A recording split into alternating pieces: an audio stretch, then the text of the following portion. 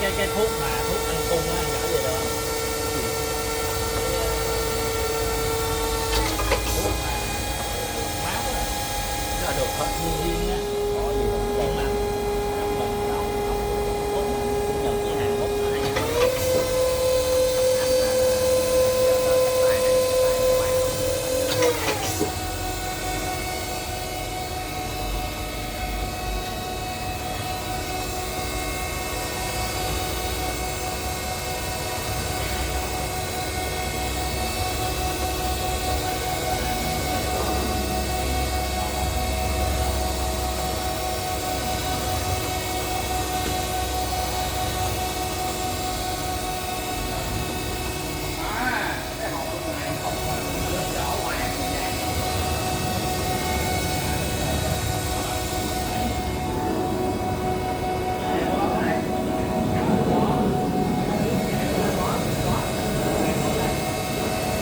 Đủ má mày uống. có bán không? Không có đâu. Đừng có thuốc của nó chứ nè. Có cái loại này nè. Mày uống để mày nhiều mà phải Giống như mà nó thay đổi nó triệt cái tế bào cũ nó thay dựng cái bào mới cho mày đó. Cái này uống mấy đầu lần á, mấy cái tế như tế bào già ở cơ thể mình đó nó triệt đi. giống như cái đó là giống như áo á.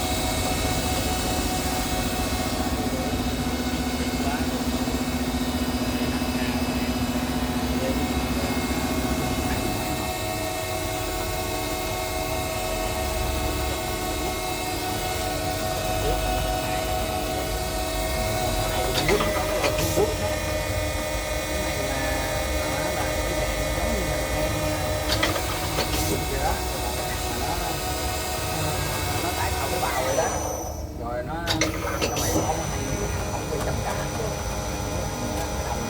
Tinh nó mày uống cái gì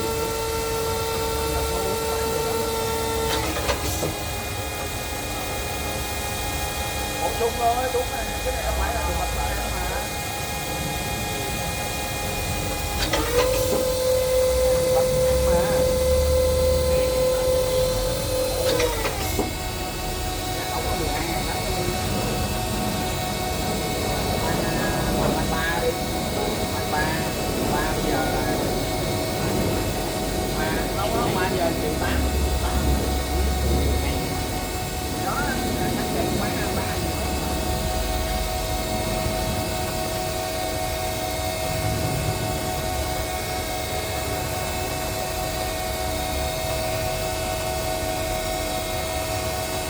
Nhật là nó uống này.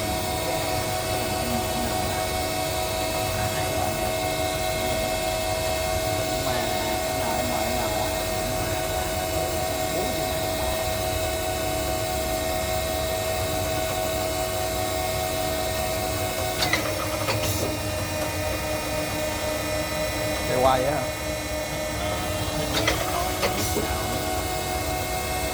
Hả? Khi tại vì M30 mà sao nó là chạy